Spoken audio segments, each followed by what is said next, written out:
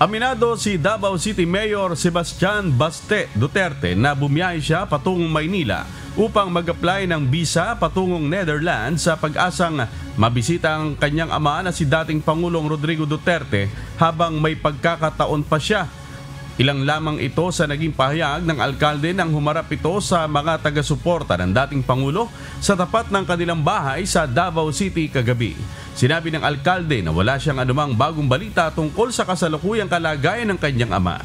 Hinikayat din niya ang mga taga-suporta na huwag mag-alala at pinayuhan silang umuwi at ipunin ang kanilang enerhiya para sa mga susunod na pangyayari. Bagaman hindi siya tiyak sa mga susunod na hakbang ng Administrasyong Marcos.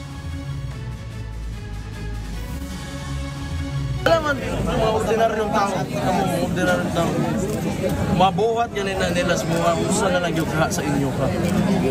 Sisiw na kayo. Pag ang gobyerno, extreme right na, totalitarian, diktador, patay ganun. Daog-daogon yun ang gobyerno.